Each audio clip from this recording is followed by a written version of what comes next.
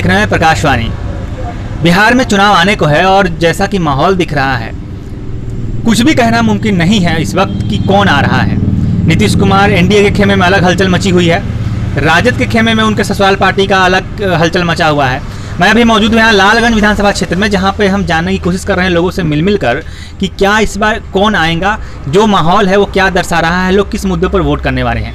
अभी हम यहाँ से गुजर रहे थे तो हमारे साथ एक बहुत ही वरिष्ठ बुजुर्ग मिले हैं यहाँ पे, जो काफ़ी प्रतिष्ठित है यहाँ के और लोगों में काफ़ी पैठ है। उन्होंने कुछ बातें बताई, काफ़ी दिलचस्प बातें थी, तो हमने सोचा कि रुक के उनसे बात कर ली जाए और आपको भी बता दिया जाए कि यहाँ के बुजुर्ग किस दिशा की तरफ आज भी सोचते हैं, जो वाकई काबिल तारीफ है। तो सीधे उनसे परिचय करवाते हैं और आपसे मिलवाते हैं उनसे।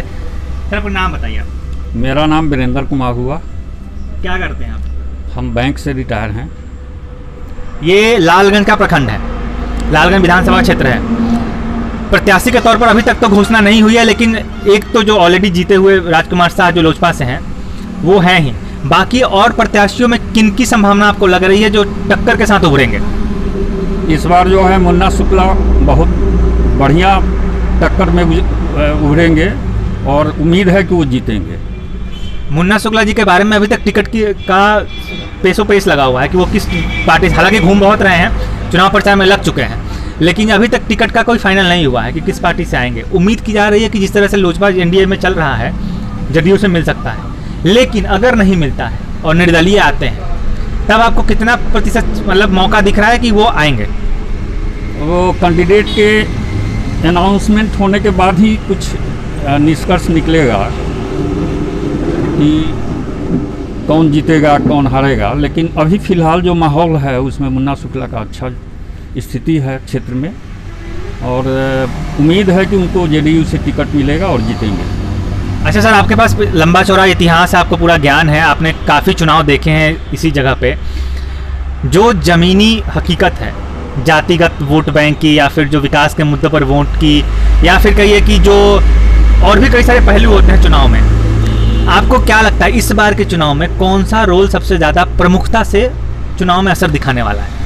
देखिए, विकास का मुद्दा तो बहुत अहम मुद्दा है, लेकिन आज तक जितने भी इलेक्शन हुए हैं और नेता जीत के गए हैं, विकास के नाम पर सिफर रहे हैं। विकास तो बिल्कुल नगण्य है। कुछ शांति का माहौल रहा है नीतीश जी के शासनकाल में, लेकिन जो होना चाहिए विकास वो नहीं हो पाया। तो समय आने पर देखा जाएगा कि क्या किया जाए, लेकिन फ़िलहाल जो है मुन्ना शुक्ला का अच्छा स्थिति है। मुद्दे क्या होने वाले हैं इस बार, क्या लग रहा है? विकास का मुद्दा होगा या इस बार भी जातिवाद ही चलेगा और जो बाकी जो जैसे मुन्ना शुक्ला के बारे में कहा था कि वो बाहुबली हैं, जो वर्तमान विधायक उनके बारे में कहा था कि वो दिखे ही नहीं है, तो दोनों के प्लस माइनस पॉइंट्स हैं। तो आपको क्या लगता है इसमें मुद्दे क्या होंगे? मैं मुद्दा पूछ रहा हूँ। मुद्दा विहीन हो जाएगा इलेक्शन। ये इसमें 100% जो है जातिवाद पर आश्रित रहेगा इलेक्शन ये, और जातिवाद ही उभर कर आएगा। विकास का मुद्दा उठेगा लेकिन गौन हो जाएगा इस समय। जाति की जब बात करेंगे तो जब हम पूर्व विधायक और वर्तमान विधायक की बात करते हैं, जाति किस चीज़ पे बटेगी? टिकट पे, पार्टी पे, या फिर व्यक्ति पे? जाति बटेगी पार्टी के आधार पर। मतलब अगर आरजेडी से फिर आता है तो एमओआई समीकरण जो कहा जाता है। मुन्ना शुक्ला का आधार वोट बैंक क्या है आपके हिसाब से? कौन जाति, कौन कास्ट, कौन समुदाय? मुन्ना शुक्ला का पिछला पृष्ठभूमि जो है उनके भाई द्वारा इस क्षेत्र में बनाया हुआ, उसी के आधार पर उनका जगह जगह जो है उनका स्थिति बढ़िया हो रहा है। उनका मैं जातिगत आधार पूछ रहा हूँ कि जैसे कहा जाता है कि लालू यादव अगर आरजेडी का कोई प्रत्याशी आता है तो मुस्लिम और यादव फैक्टर, ये जातिगत आधार है जो कहीं नहीं जाने वाला, ऐसा कहा जाता है। मुन्ना शुक्ला में यह क्या जो आपको दिख रहा है कि उनका जो फिक्स है कि ये कहीं नहीं जाएगा, कौन सी जात है? मुन्ना शुक्ला में एक सबसे बड़ी खासियत है कि अगर किसी भी समस्या का निदान करवाना हो, लोग पहुंचता है तो निदान करवाते हैं। इसका साक्ष्य है मेरे पास, और मैं कई दफ़े देखा हूं, लोग अगर किसी परेशानी में पड़ गए हैं तो उनको मदद ज़रूर की है। तो मतलब आप ये कहना चाह रहे हैं कि जाति मैटर नहीं करता उनके लिए? नहीं, जाति मैटर, उनका आदमी होना चाहिए, चाहे वो किसी भी जात से हो। उनके अगर पहचान के आदमी है, उनके क्लच में रहने वाला आदमी है, उनके संपर्क वाला आदमी है, तो निश्चित रूप से वो मदद करते हैं। ऐसा भी तो हुआ होगा कि यादव या मुस्लिम पहुंचे होंगे मदद के लिए, उनकी मदद की होगी उन्होंने, जाहिर सी बात है। तो क्या लगता है वो उनको वोट देंगे? निश्चित रूप से मुसलमान वोट देंगे, हर जात से वोट मिलेगा उनको, जिस जिस जात में उनका पैठ है वो निश्चित रूप से वोट मिलेंगे। पिछले चुनाव में हारने की क्या वजह रही है उनकी?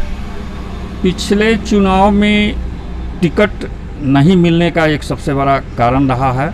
इस क्षेत्र से एलजेपी के राजकुमार शाह आ गए, पिछली बार तो महागठबंधन से थे ना? गठबंधन से थे तो एलजेपी को जो टिकट मिला तो वो आ गए, बैकवर्ड क्लास से आए और उसमें सपोर्ट हो गया हर जात का, इसलिए वो लीड कर गए। इस बार क्यों नहीं होगा, उसको क्या लगता है? देखिए, इस बार का पहले तो टिकट का वितरण हो जाए, उसके बाद ही कुछ कहा जा सकेगा। एक अनुमान मान लीजिए कि एलजेपी से राजकुमार शाह को फिर मिलता है, जो आप ये बैकवर्ड का समीकरण कह रहे हैं, इस बार काम नहीं करेगा? इस बार काम नहीं करेगा, चूँकि उस क्षेत्र में बिल्कुल कोई काम नहीं किए हैं, न उनका दर्शन हुआ है इस क्षेत्र में, न लोग जानता है उनको, कभी नहीं आए, जो जीत के गए यहाँ क्षेत्र से दोबारा नहीं लौट के आए। ये आखिरी सवाल है, भगवानपुर प्रखंड है, वहाँ से अभी तक का जो आपका अनुभव कह रहा है, क्या लग रहा है? एक तरफा मुकाबला है, यहाँ भी लड़ाई है? और कैंडिडेट को आने के बाद ही देखा जाएगा, चूँकि अभी कुछ कहना संभव नहीं है। टिकट वितरण हो जाएगा, उसके बाद निर्णय होगा कि क्या करना है क्या नहीं करना है। लेकिन फिलहाल जो स्थिति बन रही है उससे मुन्ना शुक्ला का बहुत अच्छा स्थिति है और निश्चित रूप से जीतेंगे। तो आरोप प्रत्यारोप दोनों तरफ से हैं। राजकुमार शाह के समर्थकों से मिलिए तो उनका गुणगान चलता है, मुन्ना शुक्ला के समर्थकों से मिलिए तो उनकी अलग गाथा चलती है। आरोप भी लगते हैं, एक पे आरोप है कि नज़र नहीं आया, दूसरे पे आरोप है कि बाहुबली रहे हैं, या फिर जो भी आरोप तो आरोप है। फिलहाल हम ऐसे ही मिलते रहेंगे लोगों से और बताते रहेंगे आपको कि क्या हाल है लालगंज विधानसभा में और किसका पलड़ा इस बार कितना भारी है। तब तक के लिए जुड़े रहिए हमारे साथ, देखते रहिए प्रकाशवाणी से प्रकाश चंद्रा।